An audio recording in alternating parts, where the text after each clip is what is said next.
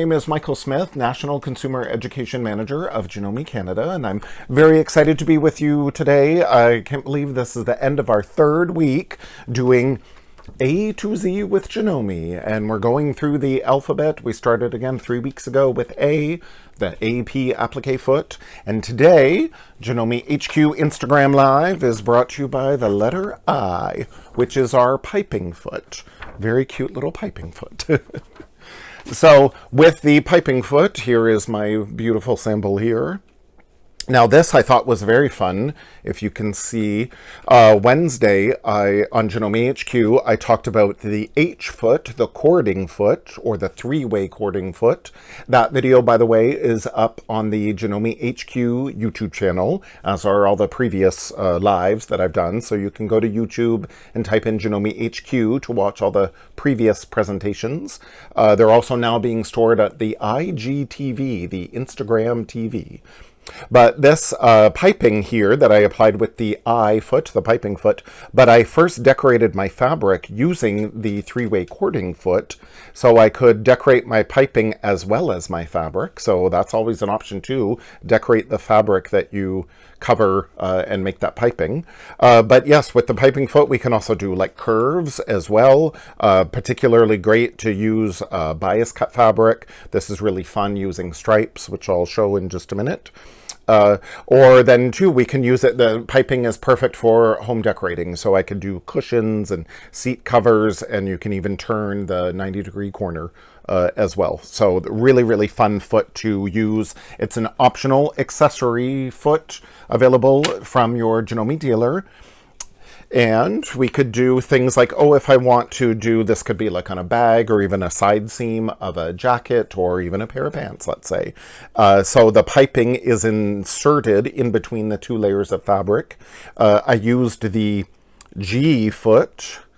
My favorite, it's the blind hem foot, but I use the G foot whenever I do edge stitching. And again, that's a previous Janome HQ YouTube video to check out.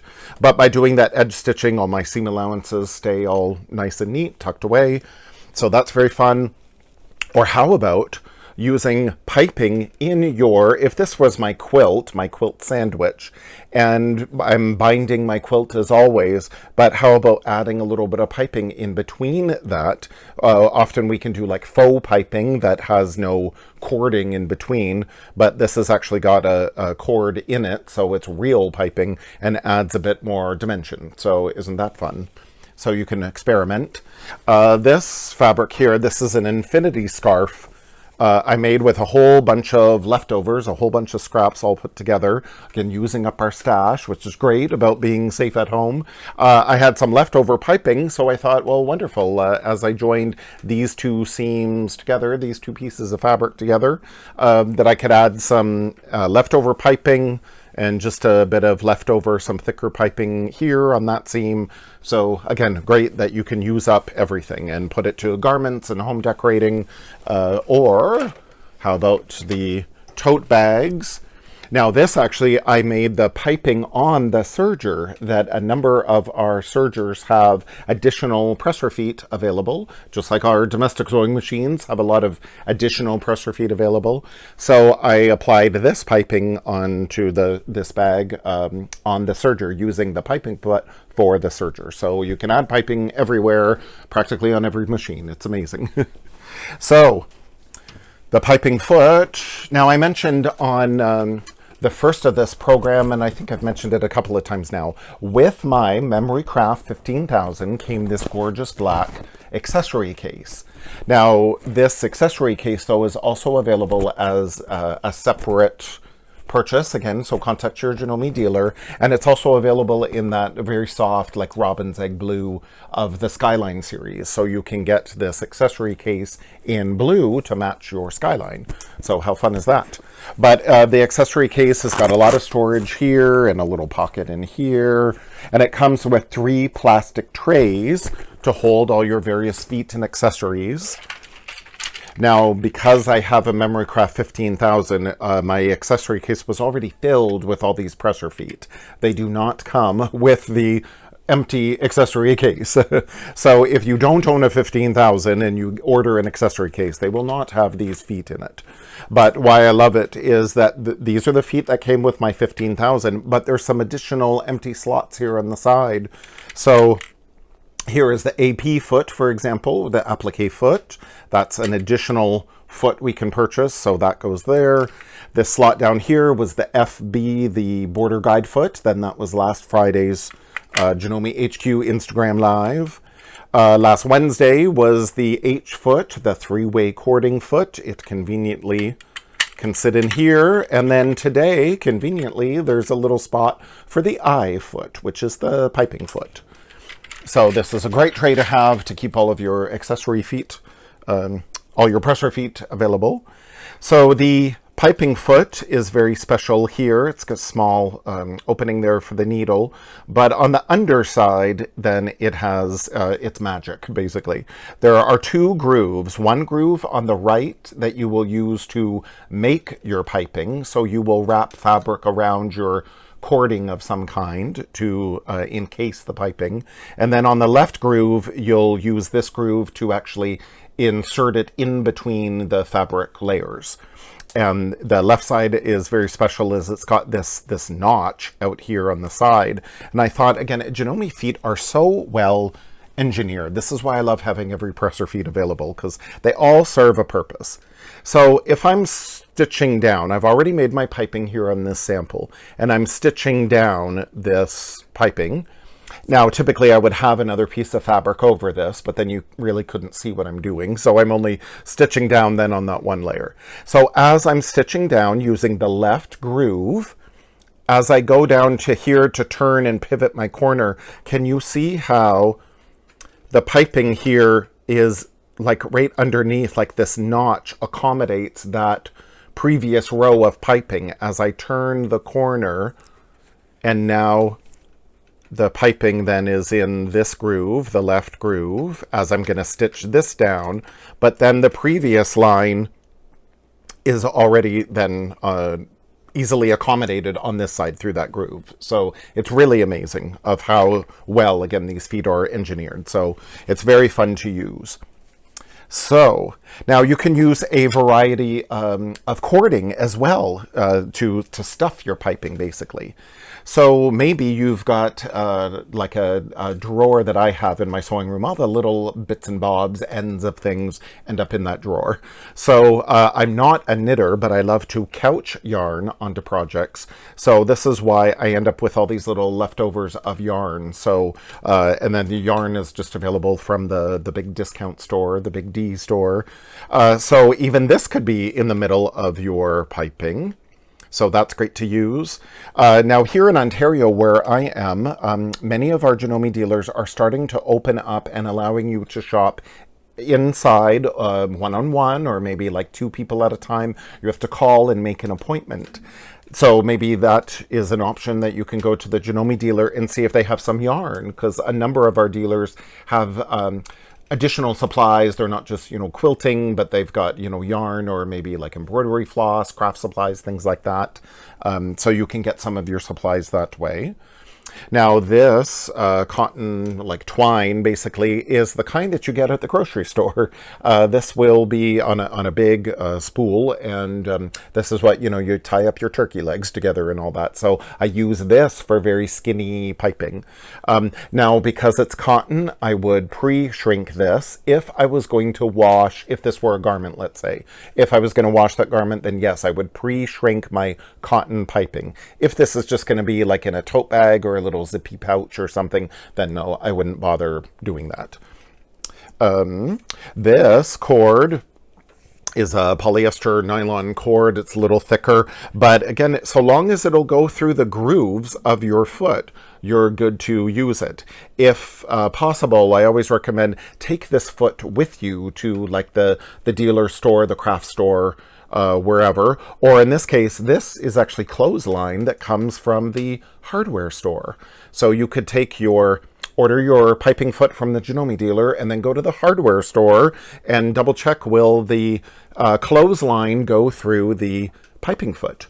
I wrote a blog on our Janome Life blog. So type in Janome Life in your browser, or it's janomelife.wordpress.com. And in the search box at the right, you type in Piping Foot, and then up comes that blog. And I explained about using all these different kind of fillers for your piping. It doesn't always have to come from the home deck department, you know, at the fabric store. That there's a lot of alternatives you can use, and especially at this time when a lot of stores are still closed. But the grocery store, for example, you could get some, or the hardware store, you could get some and make your piping. Another great resource in addition to our Janome Life blog is the Sew for Home website. And that is sew, S-E-W, for, the number 4, home.com. And I talked last week about this sewing machine cover. It's a free pattern on Sew for Home. And specifically, I was talking about doing the decorative stitching with the border guide foot. But as part of this sewing machine cover, Sew for Home has a tutorial on how to do this piping, and they have it 2 ways that you could use a zipper foot, or you can use the Janome Piping Foot. In fact, Sew for Home talks a lot about the various Janome presser feet and accessories and attachments. So Sew for Home is a great resource as well to, again, use your piping foot to make your piping. So that's very fun as well. Now, it's very fun when you start experimenting with fabric. This is a straight of the grain cut fabric, and you may be able, I don't know, can you hear that? Close to my microphone? Yes, that you can really tell that's very sturdy. There's no stretch to this at all. It's straight of the grain. But especially with stripes, is very fun to do it cut on the bias. So it's cut on a 45-degree angle. And this, and you can hopefully see there, adds a little stretch to it, to the bias. So if I were doing piping on a garment, I would for sure always want to cut it on the bias, because it'll definitely behave a little better, hang a little nicer, behave better.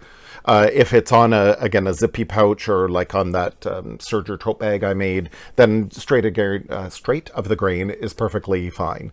To go around curves, you'll definitely want to use bias cut piping, or bias cut fabric. This, for example, well, I'll use this one. This is just straight of the grain fabric, but if I were to go around a curve with this, can you see, like, it starts, maybe I'll turn it around. Oh, there, that shows better.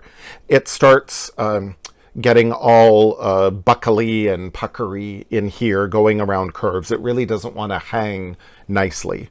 So that's straight of the grain piping. So if I want to do a curve, I would not use straight of the grain. I would instead cut it on the bias. And how fun is that with the stripes? They were printed on the straight of the grain, but then I cut it on a 45-degree angle. So as I do the curves here, it just folds very softly. There's no puckering, there's no gather. Now there is in the seam allowance here, which is going to be covered. You won't see that. And in order to eliminate some of this extra bulk in here, whenever we go around curves, you're going to want to clip into the seam allowance and notch it. So then the seam allowance will lay flat as it's all encased. But the actual piping itself is all beautifully flat. There's no puckers or gathers in it. So that's a good time to use, again, bias going around curves. Now, I have several books that explain how to cut your fabric for your piping, and they all have a little different formula. So I think the easiest, some say take the circumference of your cord, and then you add, or then it's 4 times the size, is kind of the general guideline I go by. Others say like to add your seam allowance to it, and it's a lot of math. So instead, cut a strip. Arbitrarily, I'd say cut it 2.5 inches wide. That's a good measurement. Use a jelly roll strip, for that. And you take your piping and you fold your fabric around your piping and you meet the cut edges. So then you want to pinch it close to where the piping is, and you draw a little notch with your marking pen, or in this case I just put a pin that's going to be close to my piping cord here, and then flip it around and do the same on the back side, and again make sure your cut edges are together. Then you open that strip up and measure. So in between those two pins is a 1/2 of an inch in this case. And my cording itself, when I put it on my table, it's about 1/8 of an inch. So I've got 1/2 of an inch between my two pins, and then I want to add seam allowances to that. So in most home decor, it's like 3/8 or 1/2 of an inch. For garments, maybe you want to add a 1/4 of an inch. It depends whatever your application is. So I'm going to just add 1/2 of an inch to each side of the middle of my strip. So collectively, my strip then is 1.5 inches wide. So I find it, again, easier, instead of trying to do all this mathematics and stuff, just buy a little piece of the cord, you know, take it home, or again, take your fabric strip to the store and do this in the store. Believe me, I do it. Who cares if you get strange looks? I'd rather get the correct thing. So then again, that works out easily. So now I'm ready to finally clip my foot onto my machine. And there's a little center hole. I want to take my needle thread and put it through that center hole. So my thread is tucked out of the way to the left. And now I can put I'm first going to use the right groove in order to make my piping. So I've got my seam allowances are together, the raw edges of my fabric together, and I'm going to put the foot with that cording down through the right hand groove in my foot. And then with my presser foot down, it acts like as a third hand, so I can get my strip all nice. You could pin this or use your wonder clips to hold this strip together, but I find I usually just kind of like finger pin it. Now I don't have to use any fancy, machine or any fancy stitch. Just a regular straight stitch is fine. It's helpful if your machine is capable of moving your needle one way or the other. So in this case, as I stitch my piping, if I need to, maybe I could move my needle more towards the right and nudge up the needle a little closer to the piping. I don't need to go right up to the piping. I want to back it off a little bit, but maybe I can move my needle. Or perhaps your machine, like the Continental M7, has the sewing applications, the little t-shirt. So I can click on the t-shirt, and then the sewing applications asks me basically, what do you want to do? So we've already used some of these in our previous Janome HQ series. We've done the rolled hem, we've done the blind hem, and now I can go across the top here to this plus presser foot. So these are additional optional presser feet we can get from our Janome Dealer. And I click on that, and then, we've got the cording foot, which we just used the other day, a 3-way cording foot. Or now I can click on piping, and I've got two options: to attach the cord using the left groove, or in this case, I'm going to use the right groove to make the cord. And the machine's already set for center needle position, but again, I can nudge that over to the right if I would like. I'm just going to put it back to default. And the machine has already decided, it's best to use a slightly longer length. Usually our average stitch length would be about 2.4, but the machine is already set up to said, it's better to use a slightly longer stitch. You could further go back and increase that, particularly if you're using thicker fabric. If you were using, vinyl or even leather or anything to make your piping, then you'd want to increase your stitch length. And you could even go all the way up to 5 would be like a real basting stitch. So it doesn't have to be a particularly tight stitch in order to do this row of stitching. So I'll just leave it at 3. It was 2.8. But the nice thing is, when you start experimenting with your machine, you don't have to remember what it was. You can go into your adjustment button here and just hit default. So you don't have to remember any of those, which is great. So I've got my pivoting feature here. So my needle down is activated. So every time I take my foot off the power control, the foot control, my presser foot slightly raises up so I can go and adjust my fabric if I need be. And then I'm just going to stitch down very easily that row of piping. So when I've completed that, and that's all beautiful, there, that's all beautiful. So I see my one row of stitching, again, not too close to the piping. If you look at this sample here, So here is the row of stitching I've already completed. But again, we don't want to get it too close to the piping itself, to the cording that's in between, because now when we encase this in between layers of fabric, we're going to have our needle move just a little more close to that piping. So that's that second line of stitching here to the right that's closer to the cording, and that is going to make sure that this previous line of stitching that's closer to the raw edge here, that previous like basting stitch, for example, then that's not going to be visible. So that's why, again, we don't want to stitch that first row of stitching too close to our cording.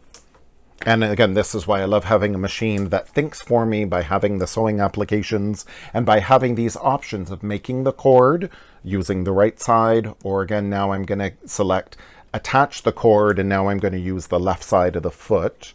Now it has slightly reduced my stitch length. As I made the cord, the machine recommended I use a 2.8, a longer stitch. And then now as I attach the cord, it's preset for 2.5. But again, I can always go in and adjust that as well.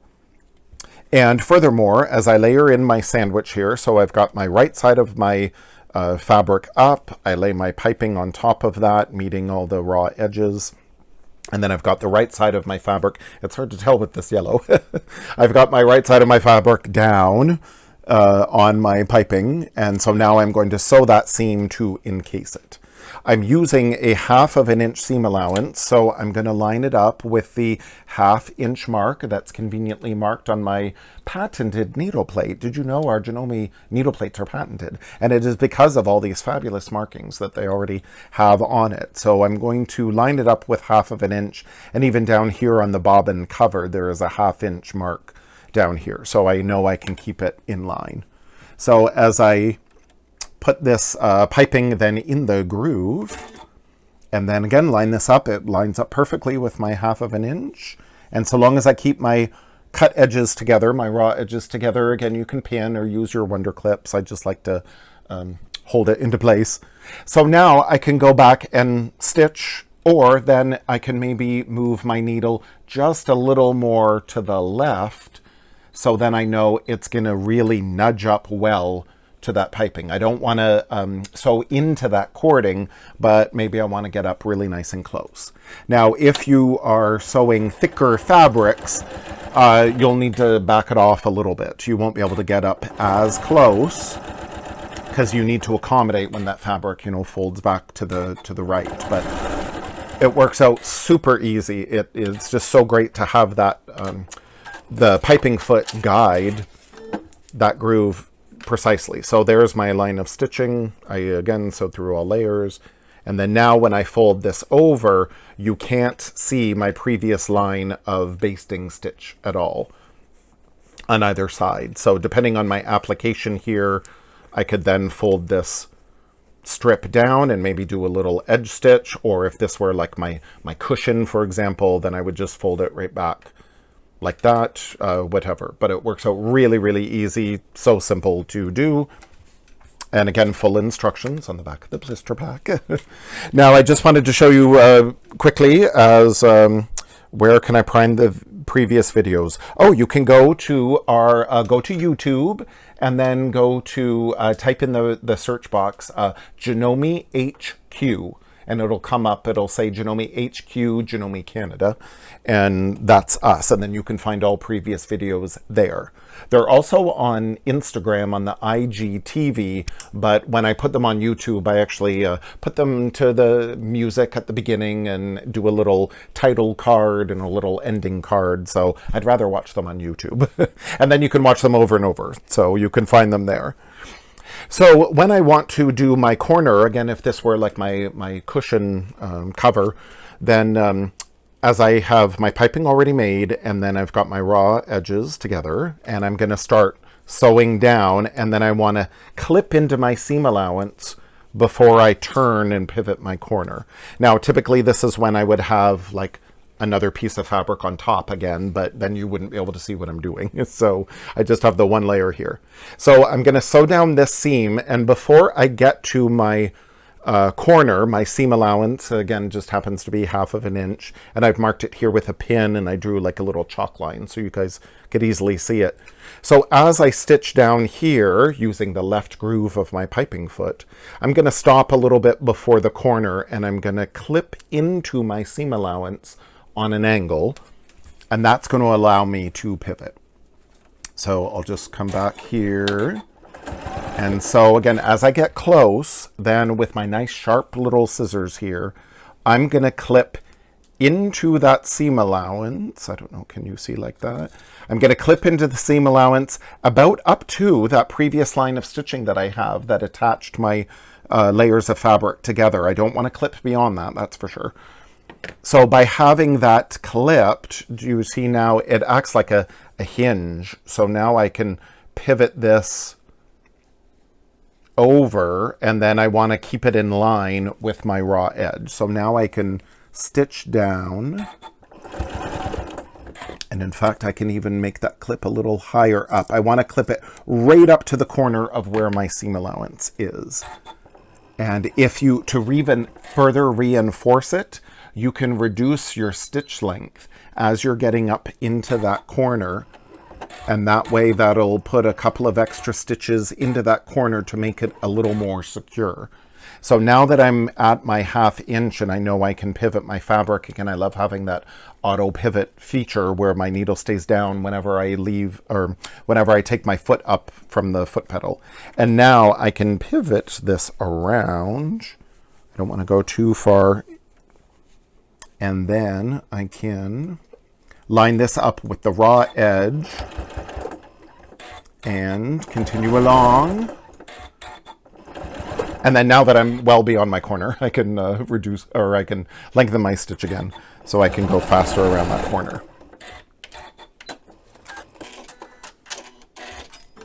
So it's really good to do, again, I can get right up to my piping and turn, but that's why you want your little clip to be right up to that stitching. I really should have clipped a little closer. I was a little further, but clip right up to your seam allowance, and then you'll be able to pivot that, and then it's a beautiful corner there.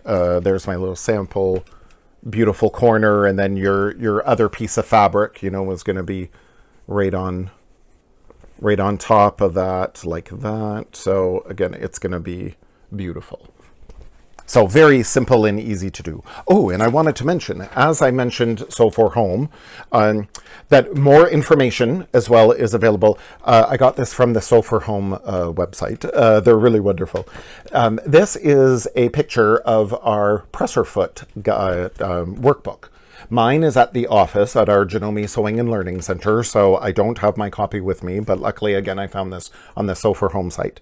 And the Presser Foot Workbook is a binder with exercises to get comfortable using the various presser feet and some of the accessories and attachments. So like the automatic button whole foot and the button foot, the T foot, those are what we did for the B, for the Janome HQ B.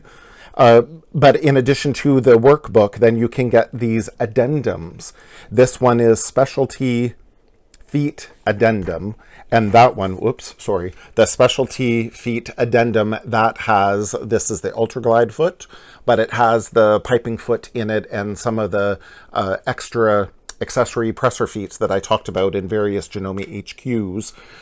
There more information on how to use them and little exercises are in the workbooks, addendums. There's an addendum for the ruler quilting and free motion quilting. There's an addendum for the Cover Pro accessories and the serger. So it's a really good resource to have. So you get the workbook, and then you can pick and choose which addendums you could get with it as well.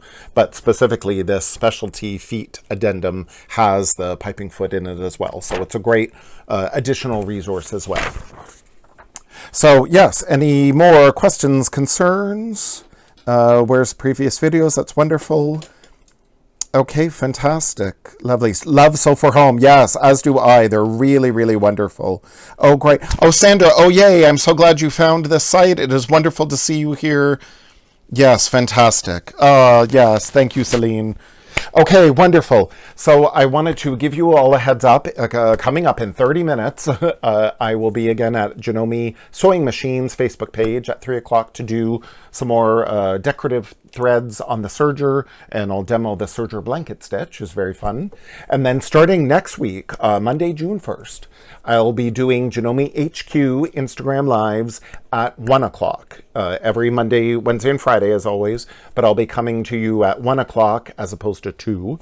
And then on Tuesday and Thursday, Janome Canada Instagram Live will be 1 o'clock. So from now, June 1st, you'll be able to spend all afternoon with all of us from Janome Canada starting at 1 o'clock. So Monday, Wednesday, Friday, 1 o'clock, Janome HQ, and then Tuesday, Thursday, Janome Canada Instagram Live.